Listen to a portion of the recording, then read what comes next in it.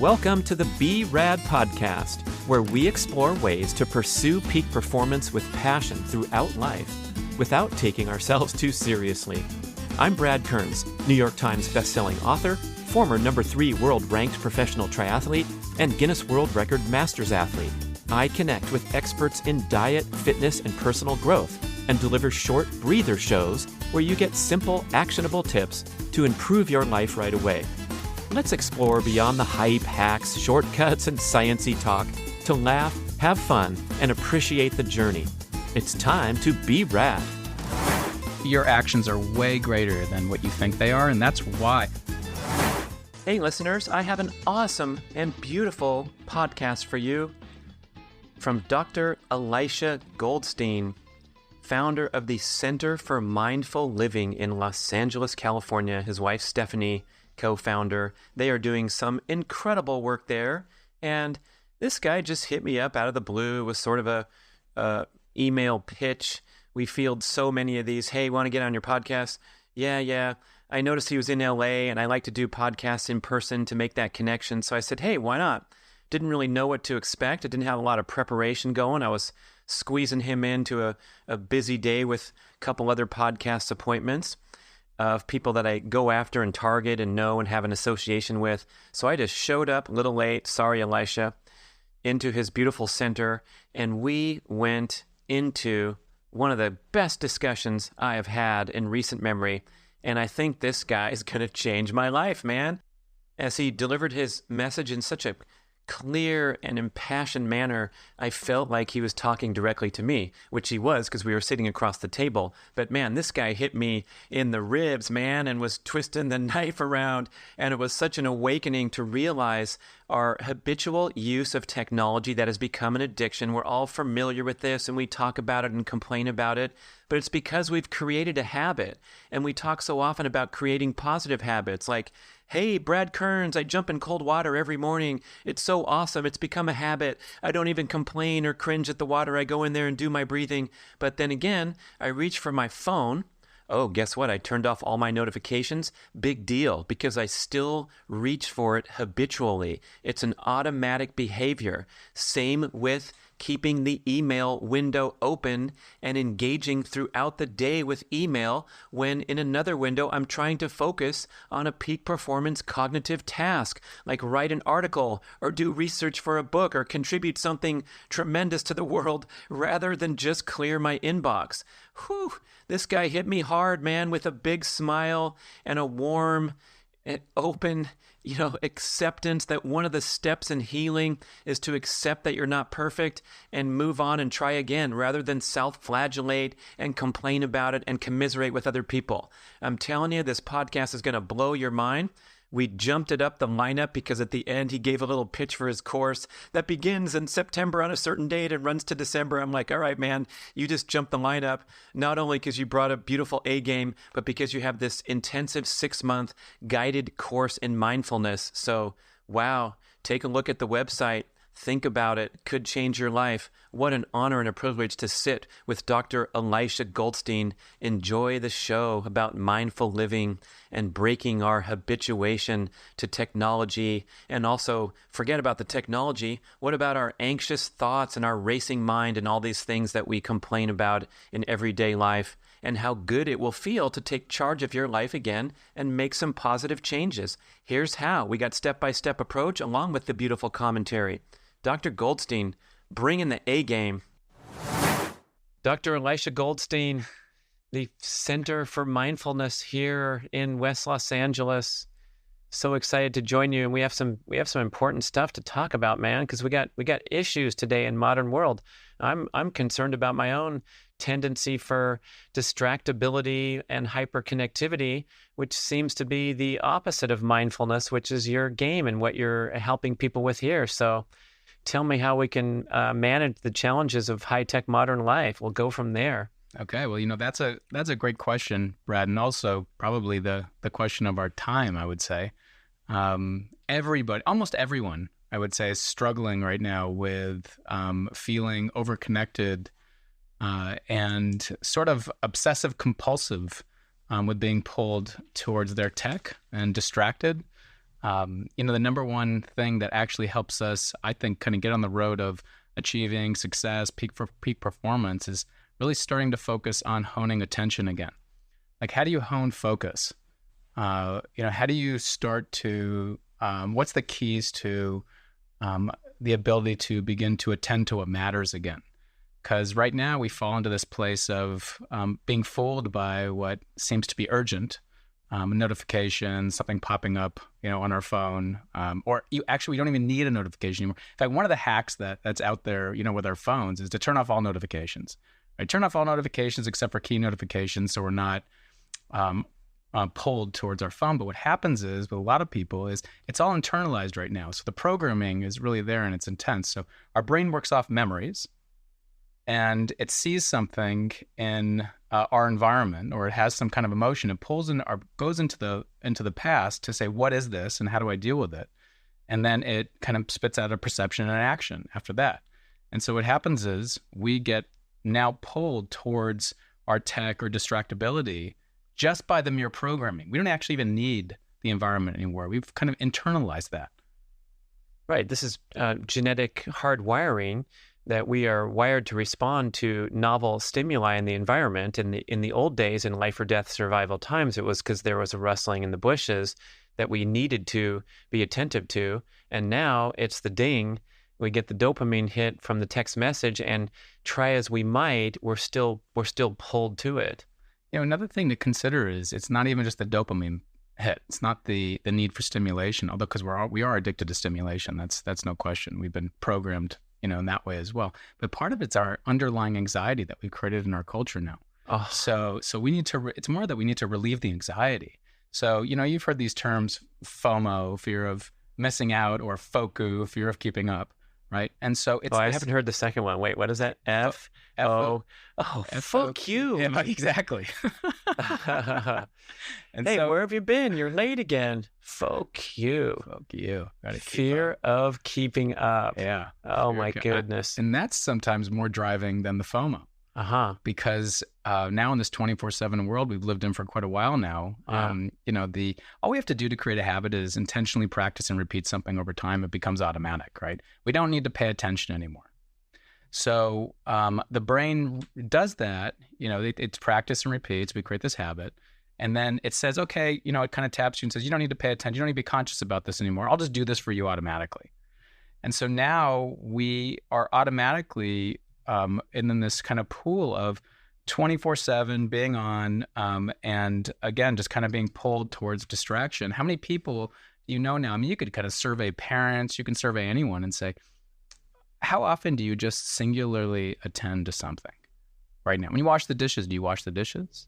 Or are you washing the dishes while doing something else? While you're working out, are you on the treadmill while watching TV, while watching sports or CNN or something? Or are you just working out? Like we're constantly pulled in many directions. And so we just trained this in our minds now.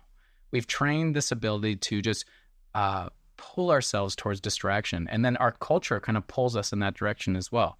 Our environment, you see everyone else doing it. So the brain says, oh, monkey see, monkey do. That's what I'll do. Yeah, well, the social media app makers have very smart people spending hours and hours figuring out ways to prey upon these tendencies that we have.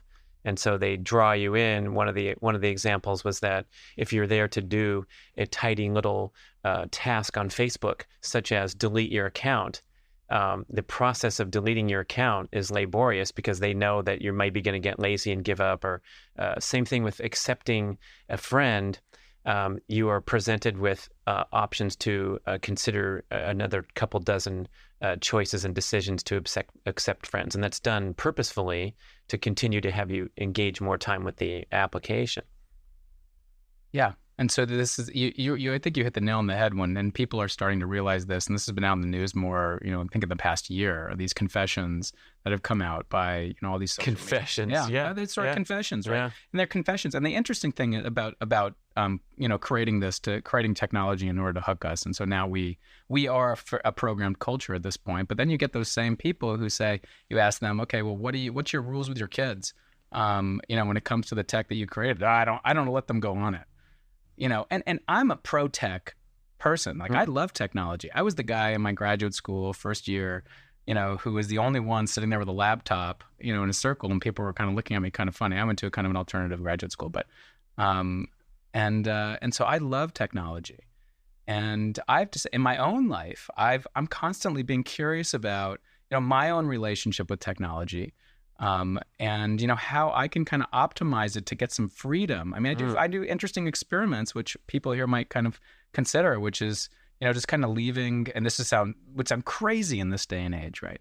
To just leave your tech at home for, I don't know, a few hours or a day or something like that, and just see what you notice. And what you start to see is maybe at times there's this bracing that happens in the body, like those phantom vibrations that can happen as well. But what I notice in my life is I start to relax a whole lot more. It's really interesting. Like my body physically responds to me not having some distance. And that's not to say that now we need to create distance from technology. No, we just need to kind of optimize our relationship to it. There, in the world's wisdom's traditions, for thousands of years, there's been like a day of Sabbath, right? Just a day off is what they're saying. Just take a day off. And, what would it be like? I just kind of be curious about what would it be like if everyone took a day off just once a week from their tech and see what you noticed. And just as just an experiment, and just see what you notice. Right. And the idea of everyone doing it, then you're not missing out. Then you don't have FOMO anymore. It's like when you're in Spain and the stores are closed from 2:30 to 4:15 all over the place. Then there's no advantage. But I think what happened here in this fast-paced culture is someone realized that they can get a huge advantage if they open their store on Sunday. And then all hell broke loose, and now here we are with the 24/7. That's exactly it. And so one person taking, I don't know, like I got to ask you, like I take time away from my email to go have fun and hang out on the boat one day and go for a hike, a detachment from my normal life, and then I come back and I'm slammed and overwhelmed, and it's almost like it compromises some of the value of the vacation because no one else stopped with me. They just piled it on.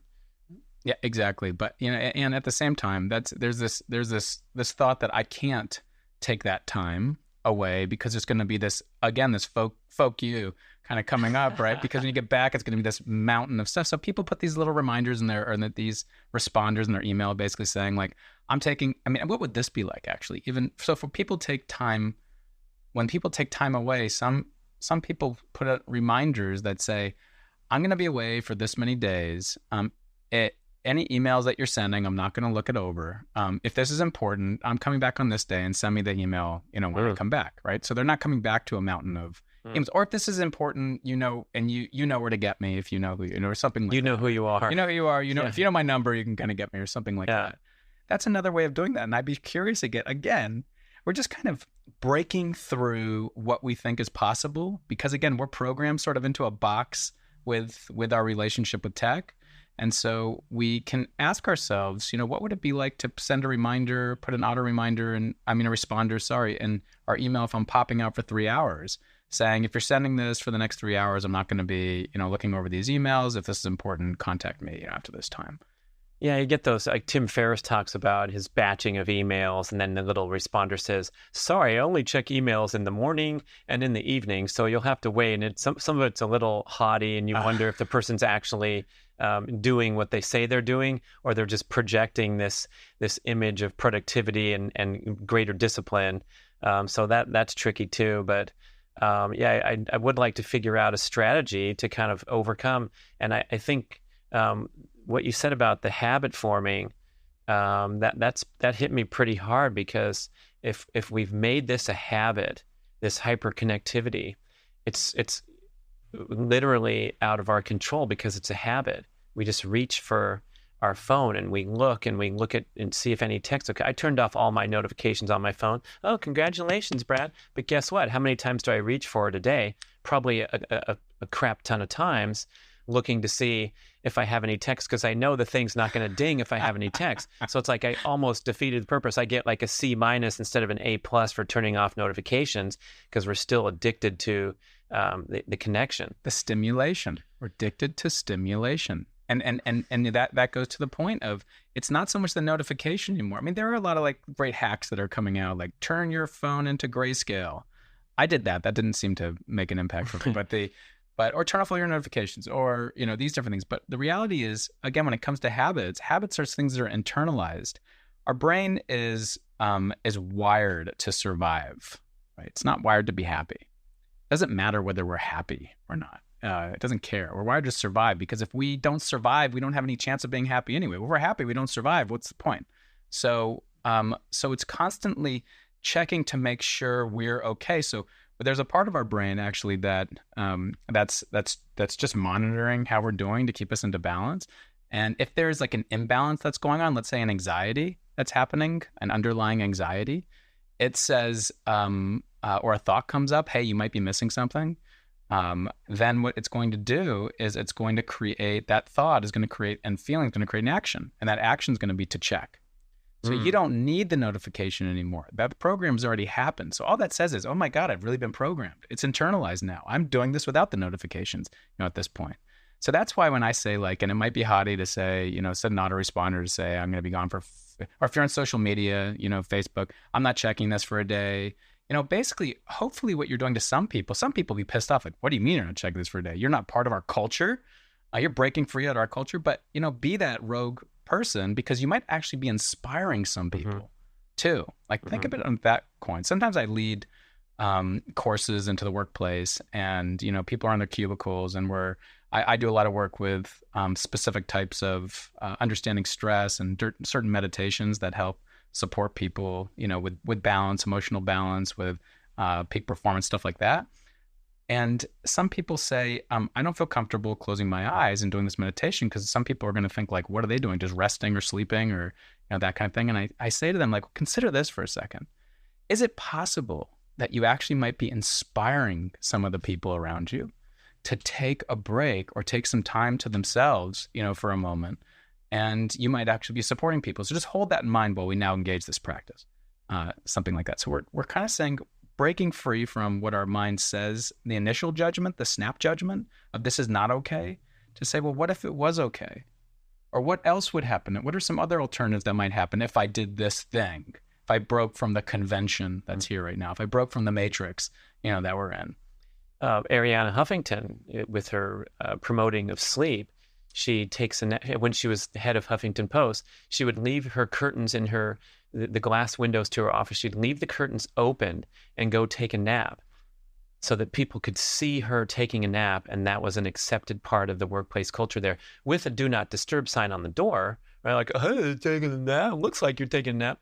No, it was like a purposeful thing to show that the leader was on nap time, and therefore, I mean, what a great message to send is if you have that chance as a leader, but even as a random person closing your eyes at your desk, and they see you doing that a few times a day, they can ask questions and starts to pick up some momentum. Yeah, maybe more of our leaders should be doing that, because they set an example of shifting our implicit biases of what's okay and what's not okay. I mean, Albert Einstein, had this quote that had been attributed to him that said, and I'll maybe butcher this, but this is in my words, but this idea that we're separate from each other is an optical delusion of consciousness. What that means is, and if you get down to the quantum physics of it, what we're starting to find is, we're mostly made of space, and there's kind of this energy flowing between, people here. And so, when your actions or your thoughts or the way you are, influences the people around you. And you see people like researchers like Nicholas Christakis and James Fowler at UC San Diego, and there's another university, who took research from this study called the Framingham study, which was measuring heart disease. And what they found for over 50-year longitudinal study, when they took the data from that and they said, well, let's see what happens when we look at relationships. And initially they did it around obesity. And they found that, you might know this study, the clusters of obesity. That obesity is contagious up to 3 degrees. So you see your friend, eating a particular way. So you go, okay, you give kind of permission to eat a particular way or not exercise, and this type of thing, back and forth 3 degrees. So then they took that same study and that same data and did it for happiness, and they did it for loneliness, and they found the same outcome, that happiness, positive emotions, and general level of life satisfaction is also contagious up to 3 degrees. And so is loneliness, contagious up to 3 degrees. And so it's really interesting when we consider that when you say Ariana Huffington is sitting there in her, I know that the Huffington Post apparently was also famous for just having, what did they have? They had free donuts. Like within their office space, they had areas to sleep, basically. Areas to rest. Pods, like Google's building these sleep pods now, really fancy, like spaceship. You just close the door and you're in this pod. I've seen some of those, amazing. And so, we can also begin to, with our own actions and behaviors, taking time out or paying attention to one person and listening to them, rather than that just being healthy for us and helping us relax. We also our actions are contagious up to 3 degrees, and behavioral contagion is a really well-researched area now. At the same time, and there's a ton of research around our behaviors influence are contagious to other people. Wow, I mean, we sense these, or we believe these in a casual manner, that going out with these two friends, they're kind of negative, they're kind of downers. You feel drained when you leave the engagement, but now we have the science backing this up, saying you hang around people who are negative attitude, it's gonna push into you. Yeah, absolutely. There was a study done years ago by a guy named Antonio Damasio out in University of Southern California and actually some others prior to that showed that, when you're looking at a monkey picking up a peanut, putting it to its mouth, the part of your brain that's involved with taking your arm and doing the same thing lights up. Wow. So you see some of the neuroscience behind it. You see some of the behavioral contagion around it. So there really is this sense of interconnection. And so I just say, consider this for a second, is that whatever you do for yourself that's around your own health and well-being, whether it's around your distractibility and trying to hone your attention, to be able to focus on what matters, intentionally start training that. You're not just doing that for yourself. You're doing that for the people you spend most of your time with. You're doing that for the ripple effects of their friends and friends and friends.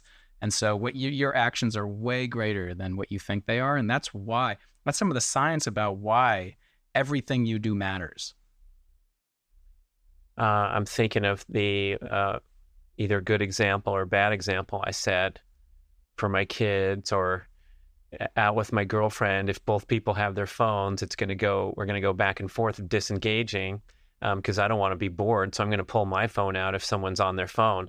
And how to transcend that would be kind of, I guess you work on yourself and set an example in all ways, and have your disciplined use of technology, and then it's likely that'll rub off with people around you. We can think of it like that. I mean, the number one thing really to do, like Viktor Frankl was a psychiatrist and Holocaust survivor. You're familiar with him. He has a great quote that's been attributed to him that said, between stimulus and response, there's a space. In that space lies our power to choose our response. In our response lies our growth and our freedom. And so really, the first step to be able to step into that space and get more familiar with it between the stimulus and response, because that space is like tiny at the moment. It can be quick, right? Sometimes. Yeah, it's not even there. It's like, bump. Hey, you asshole, you just cut me off. Yeah. Or there's my phone, let me pick it up and check. Right. Even though I just checked it 15 seconds ago. I think the statistic right now is the average person is on their phone 11 hours a day or something like that. I saw that, yeah. The kids, they were referencing the number of text messages the average teenager sends is mind-blowing. Yeah. And it's stressful to be interacting that much. It's brain overload. Yeah. But so one thing we can do as a precursor to support us into widening that space is really to learn how to actively relax our nervous systems. And, one way of a very simple way of doing that, like that anyone can do anywhere, anytime without taking like 30 minutes out to sit and do a meditation is to, or go get a massage or something, is to just be on the lookout. It's very simple. This is one of the first things I teach people in this 6-month immersion online course called A Course in Mindful Living is be on the lookout where in your regular life your body is bracing.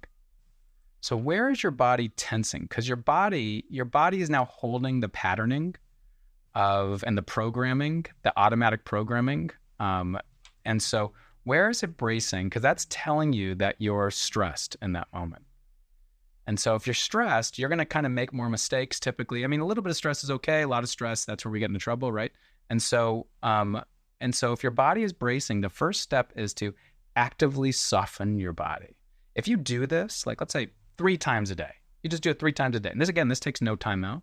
Actively, or maybe there's tension in your shoulder. You notice it's really intense, and so you actively choose to just stretch that area to open it a little bit. You're going to notice some big changes. You're going to be a little bit more aware in your day.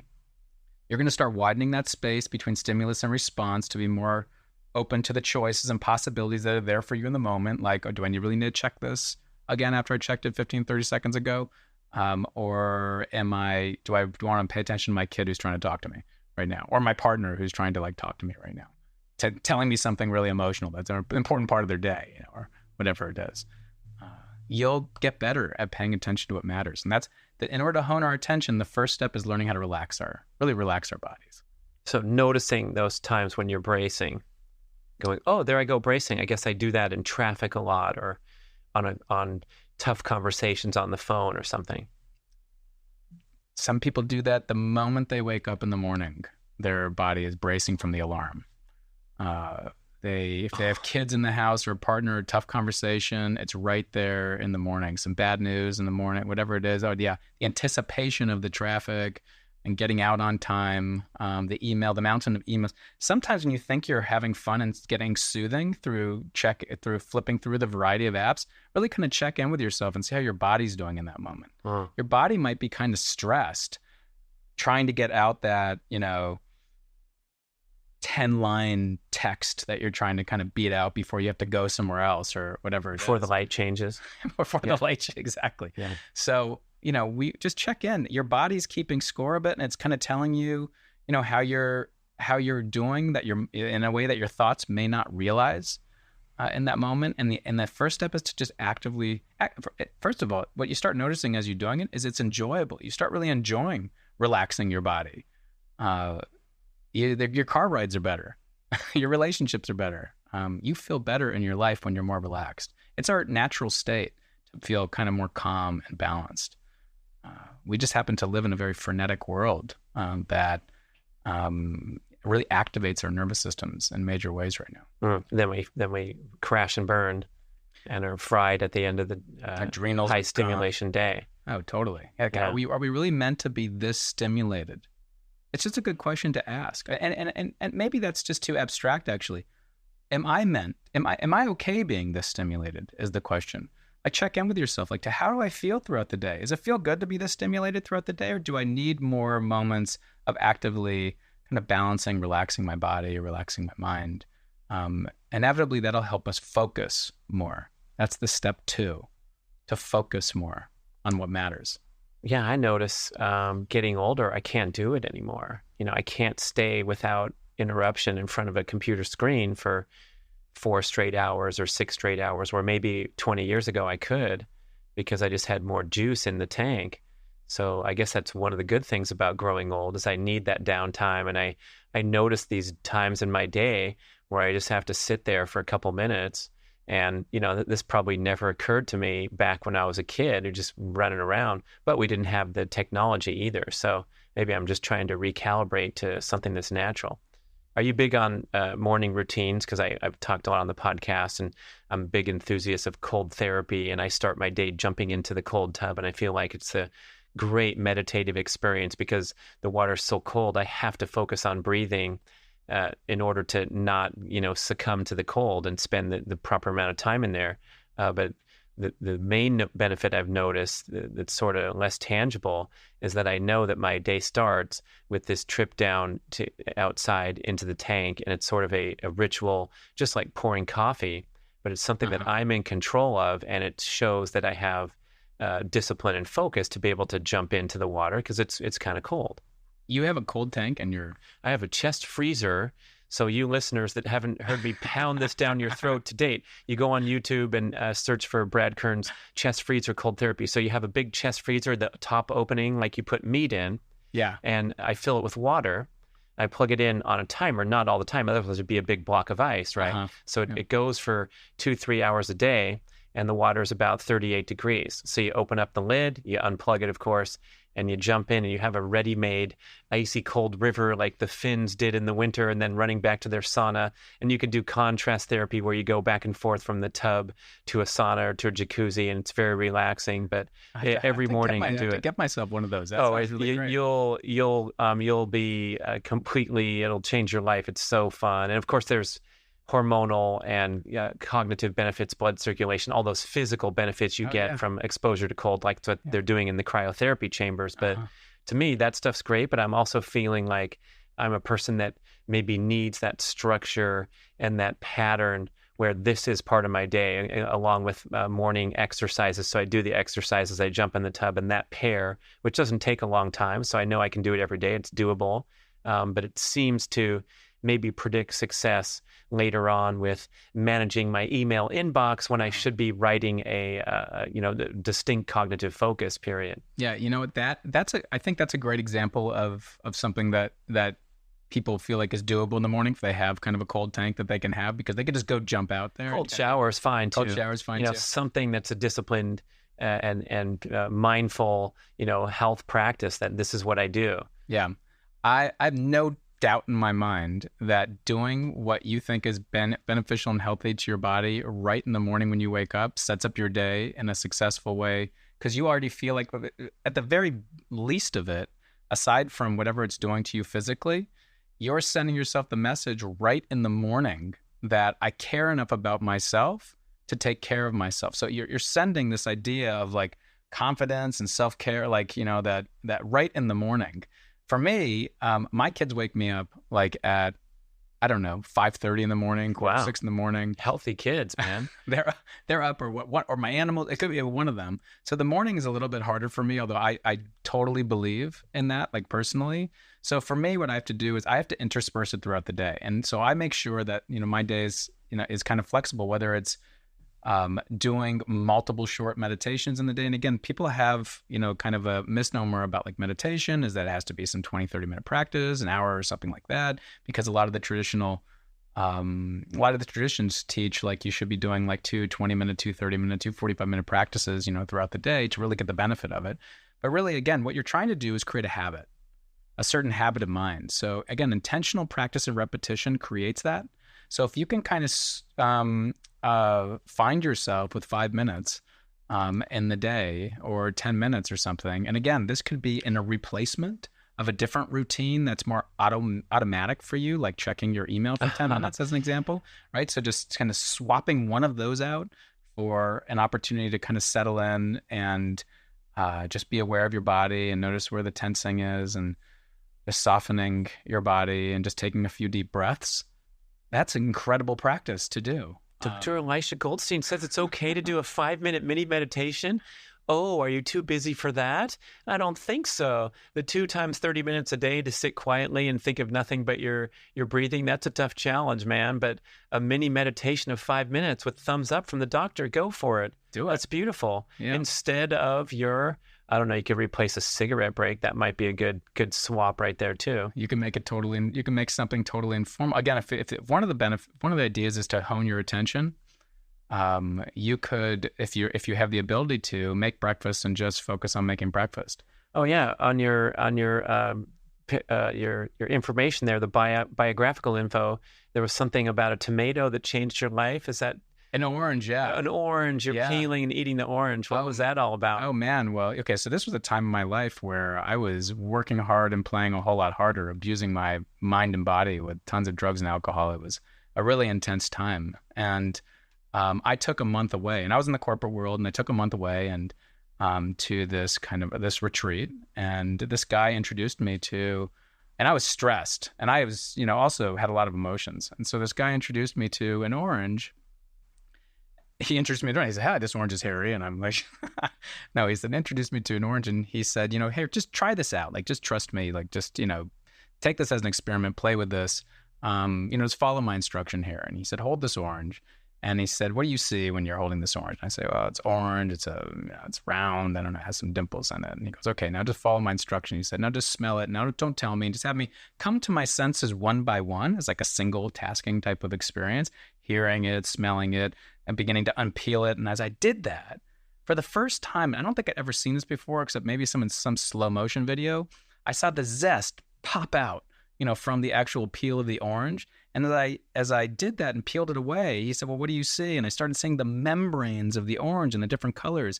And then, so I was kind of bringing my senses to it, my full attention to this experience. And then as I peeled the orange away and eventually put it in my mouth, he said, now just bite through it and see if you can be aware of where the taste is on your tongue. Like, where does your tongue pick up taste? And I kind of tasted it and the juice was starting to flow. And quite literally, it was the most amazing orange, most flavorful orange I'd ever tasted in my entire life. And it made me realize, and he said, well, how do you feel? I said, I feel relaxed. I feel good. And it made me realize that it's not like meals as an example. It's not the food. And it's really my relationship with it and how I'm paying attention to it sometimes that brings out the wonderful experience and even the flavors that are there, my enjoyment. And if we can be aware of more moments of enjoyment in our day, and we can allow ourselves to just kind of linger in them, because they're all there. We're just not attending to them. We're more tending to all the things we've been talking about here. What would be different in our days, weeks, and months ahead if we were more aware of the joyful moments that are out there? What would that do for our physiology? What would that do for us mentally? What would that do for our happiness? And would it inspire others to do the same? I would argue that it would. And instead, we're a lot of times in arguing conflict space. And I noticed that the most heartbreaking thing to me is when you're arguing about something that would be, by all accounts, be perceived as wonderful.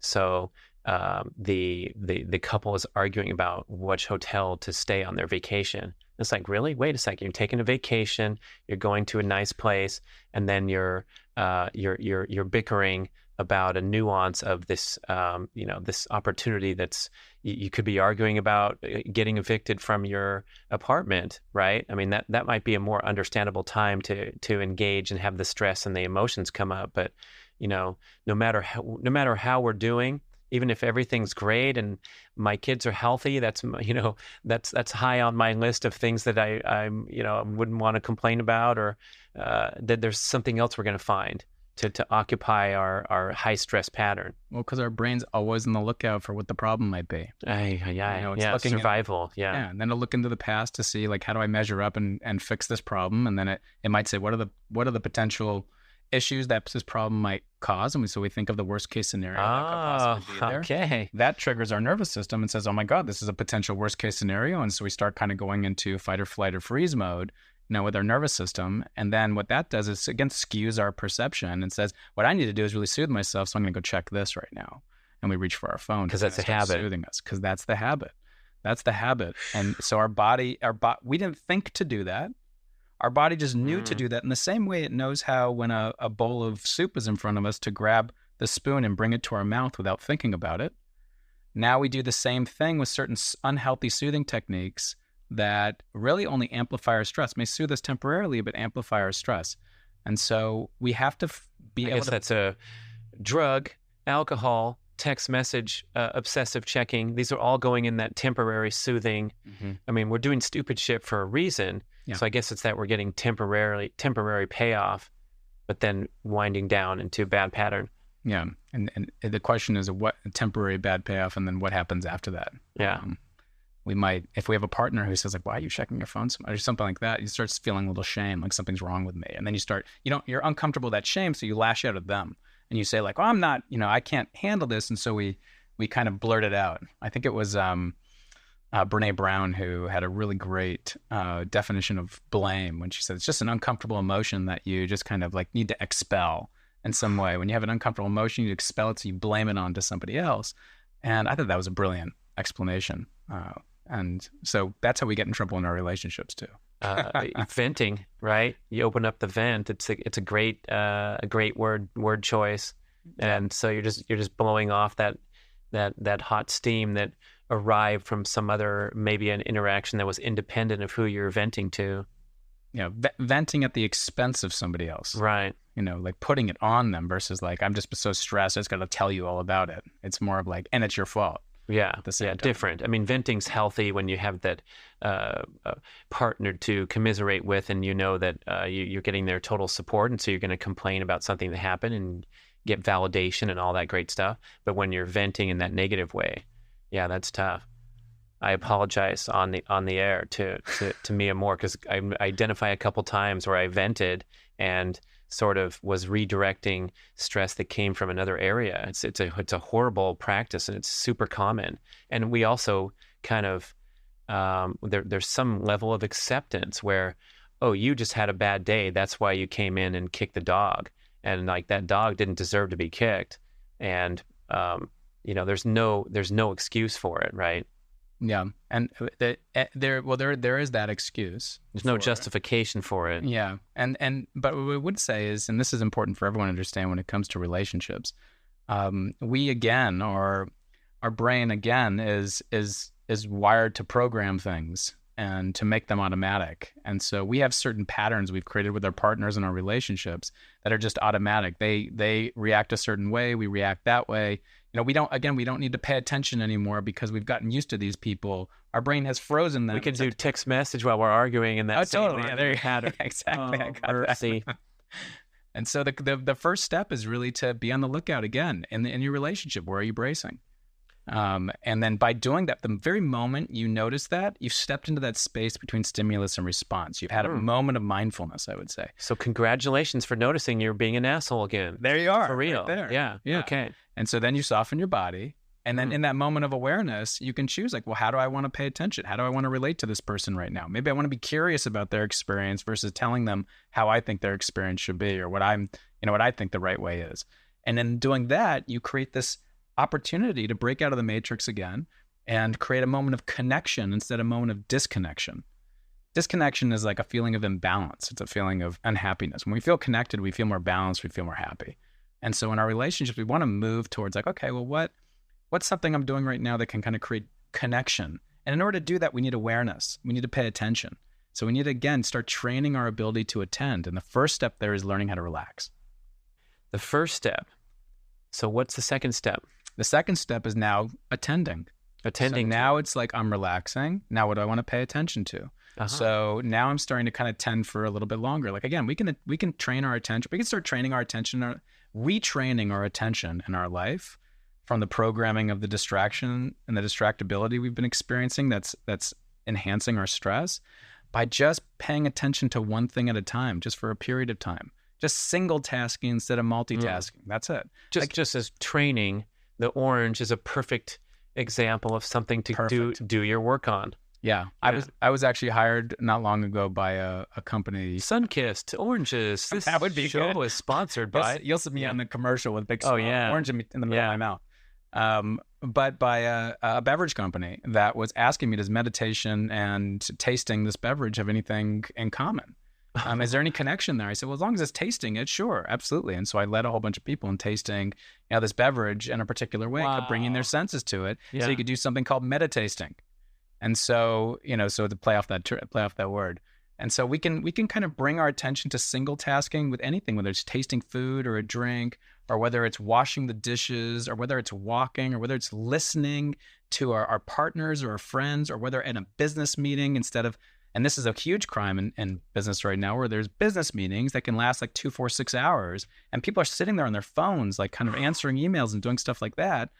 But what's happening is the inefficiency is huge because they're not actually paying attention to the meeting. And also what they're training the brain in doing, again, is multitasking and distractibility. And so if they just kind of put it down, soften their body, what they'd find is they're more relaxed, and they're actually training their mind, and they're integrating and taking in more of what's happening with their partner, with their friend, with the meeting. They're creating a feeling of connection, which is healthy and associated with happiness and well-being. And so, we can connect with ourselves. We can connect with others. The first step is relaxing the nervous system, learning how to pay attention, just practicing paying attention on purpose. Dang, I'm also seeing the problem with the related problem of the 2, 4, 6 hour meeting. That's boring as heck. Yeah. And so you're compelled to whip out your phone. And I'm raising my hand like I'm that guy. Like I don't like to be bored. Yeah. And I'm so happy to have my phone when I'm standing in line at the bank, because then I don't feel that frustration of wasting my day standing in line because I'm doing something. I'm catching up on email. But then you keep going down that path. And I can reference several times where I've been in a meeting and doing my own thing because the pace of the meeting wasn't what I deemed to be productive, or I was bored off my ass. So then we're going into a bad pattern where we whip out the device anytime that we haven't obtained the desired level of stimulus. Yeah, we've just kind of done the programming. I would argue that the meetings wouldn't need to be 4 and 6 hours if people were paying attention. They could be much shorter. I mean, honestly, like if I'm in charge of the meeting and I see one person on their phone, that's a great chance to, recalibrate and say, hey, bud, do you want to come up and, should we do your presentation next? Because clearly you're bored. I mean, that happened in 3rd grade and we've forgotten about it now. I took my son to UCLA when he was in high school. He wanted to go to UCLA. He's at UCLA now. And we went into a Greek classics class. We just busted into the room and there was a class going on. Hey, check this out. Let's go sit in the back. And there was 2/3 of the kids had a device and even a laptop open doing other stuff. And they were scattered all over this large lecture room where they could have crammed into the first 3 rows. And the professor was going on with a slideshow and it was kind of boring. It was low energy. And I walk out of there. I'm like, here's my thing. If I'm the professor, first of all, I'm going to say, here's your choice. Bail if you're going to use a device, or come to the first 3 rows and I'm going to rock your world and give you value added with a super funny, hilarious, memorable, fast-moving lecture that's going to help you learn this stuff. Because when I went to college at UC Santa Barbara, I remember a handful of those professors, they would get standing ovations after their thing because we were so captivated by what they had to say and the way that they said it and the enthusiasm that they had. And then you go to other classes and they're boring as heck and you're whispering and passing notes and all that stuff. So it's like, it's on the professor for being that boring that some dude he had a great snowboard video. I was right in his line of sight on his laptop. And this guy was shredding down, the helicopter skiing. That's way more stimulating. Yeah. It wasn't a ski resort. It was just powder snowboarding in the Greek classics class at UCLA. But the whole thing, was enlightening to me about how messed up we are on all directions. I would argue this. I wrote a blog quite a while ago called "The Surprising Power of Waiting," and so and the intention there was, yes, we are addicted to stimulation, and so we feel bored. And as kids, we're kind of trained that you feel bored, go do something else, figure it out. So sometimes I tell my kids, they go, "Dad, I'm bored." I'm like, there's a real power in boredom. It's it's good to get used to being bored sometimes because the bored. What's underneath boredom is anxiety. It's a restlessness. Like, I got to be doing something else. This isn't good enough right now. I got to do something. So imagine this. Imagine if you mastered restlessness and anxiety. Imagine if you created mastery over restlessness and restlessness and anxiety no longer were a source of suffering. Like, you can use stress again as a motivation. I don't want to get rid of stress. Stress is really healthy. It's part of being human. And at the same time, it has these, after a certain amount of time, it has, the results go down and down. And so depleting results. But if you weren't controlled by anxiety, if restlessness no longer controlled you, but instead you can be aware of it and then choose what you want to do in the moment, you would be way more grounded and balanced and focused. And you would feel like a great sense of personal control, which is associated with feeling happy in life. So what's the goal here?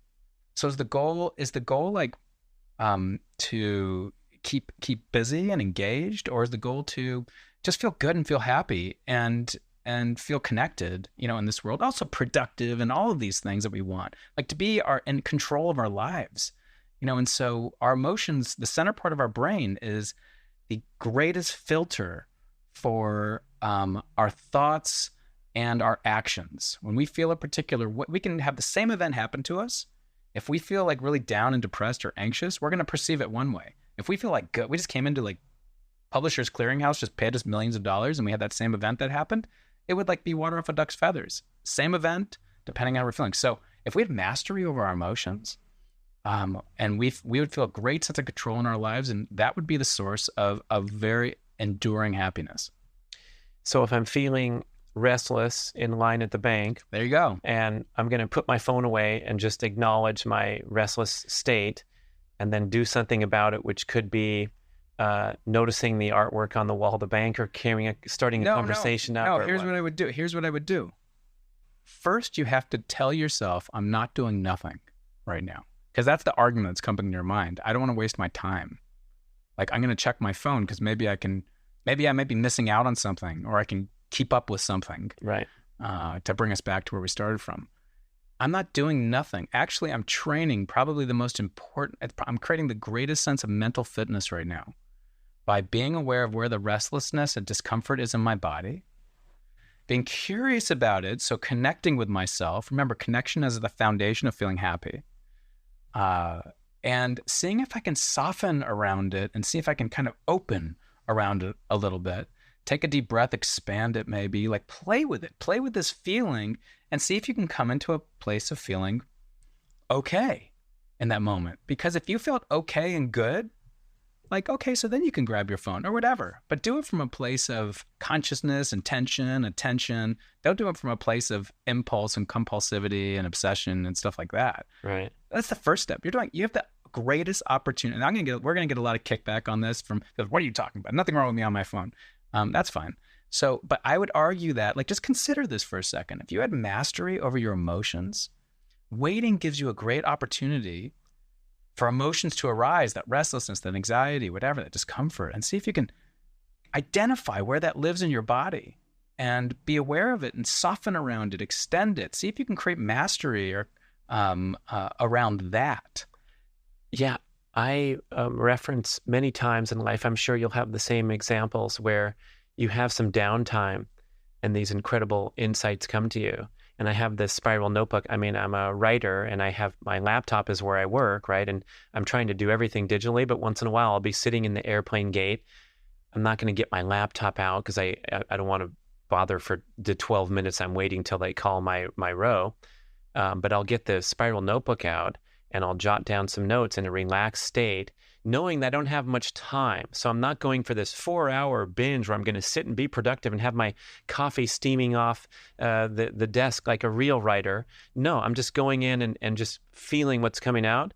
And a lot of times that will represent the centerpiece and the most important insights that lead to many, many pages of a book. But they came out because I didn't force it. And I just was relaxed and letting it flow. Oh yeah, totally. Yeah. Well, that's where when you're relaxed, you're more open to inspiration. More open to inspiration. Yeah, sure. Being inspired by something. And I know as someone who's been writing blogs for 10 years and written 5 books, you know, that the stuff that it's the best when it's always the best when it comes from me being inspired by something. When I have to try and really force something out, it's never my best writing. It's never the most interesting thing, you know, I write, and it'll get the least likes, you know, that are out there, unless I create some clever title or something like that. But when I'm inspired, when it's like, oh, this is it. Like when you're able to relax, soften into it, you're inspired. A great meditation to do, by the way, if anyone's interested in it, is just to do just a regular breathing meditation where you soften your body. You just allow yourself to be aware of your body naturally breathing, but keep a notebook next to you. And when a thought comes up to you, a creative thought, pop out of the practice and jot that thought down and then go back into it. Because when you allow yourself to go into a state of just kind of, let's say, just basic meditation like that, you're dipping beneath the operating system a little bit, the programming that's been, you know, kind of soft wired into you, I would say, you know, through just growing up in this world and culture. And you're dipping beneath that, and beneath that sometimes some really fertile ground, some really creative ideas, some really kind of inspiring things. And you don't want to necessarily, and in doing this practice, you want to capture them and write them down and then bring it back. Some people would argue that, well, if they're really that important, just kind of leave them there and they'll come back to you or something. But I would say just capture them. Yeah. Capture them, write them down. Yeah. Then you clear your head for further meditation. It could be that. Right. Yeah. So the step 1 is to actively relax, notice the places where you're bracing. And then step 2 is attend to it and train yourself to overcome this distractibility and multitasking tendencies and just relax into it. So is there step 3? I'd say step 3 is that when you fall off the path and you find yourself not doing this stuff, even though you had the intention and commitment to do it, that you forgive yourself for the time gone by. So step 3 is forgive. Forgive yourself for the time gone by, because the past is a past. There's nothing you could do about it. You can learn from it. So investigate like why you fell off, like what happened. Did you get sick, or did you just kind of forget about it and fell into different old patterning, stuff like that. And then just invite yourself to begin again, because now you're in that space between stimulus and response again. And you can just say, I'm present. I can just begin again. No big deal. I fell off the bike. I'm going to get back on. And I would say the final step 4, is to just repeat step 3 indefinitely. And, then you'll be right on your way to mastery. Wow. That's really big in the diet, fitness, body transformation scene. As we all know, the failure rate of dieting is 99%. But they think that that's overstated because people drop out. In other words, it's it's not even 1% is not even that good. It's worse than that. But when you fail and fall off the wagon, people just take that and they get discouraged, and so they have less resolve, less resiliency to continue. And so it's like kind of a self-defeating thing, rather than saying, "Oh, you blew your diet this weekend at the state fair. Well, let's start Monday." And for some reason, that's not sticking. Like, it seems obvious, but why can't people get that forgiveness part? There's a middle step that's important there, which is to investigate like what happened. Like, why did I eat that cake at the, or that apple fritter at the state fair, whatever it might be, right? Because my diet was too stressful and I hated it in the first place, et cetera, et cetera. I was highly stressed. Yeah. I was riddled with negative thoughts, and I got caught in autopilot and I went to self-soothing. I just, I just did a great job like at work. A quote machine, you know that, man? This stuff, Brian, he's the audio guy that pulls off. I mean, it's like, you know what the best one, this is the best I've ever heard described what a habit is. It's an intentional practice that you repeat until it becomes automatic, and then it becomes unconscious. Yeah. It becomes a program. Beautiful. Yeah. I feel like you should be a recurring guest on the show, because this stuff is just fabulous. I really appreciate your game here. So let's maybe describe what you got going on here at the center, or on your intensive online course for people. Yeah. I would just say that the biggest thing is really this, what I found is, in doing all the things that we've been talking about, is what's hardest for people is the endurance part, to kind of make it last. You have to make a commitment. You have to practice and repeat something over a period of time to make it actually a habit.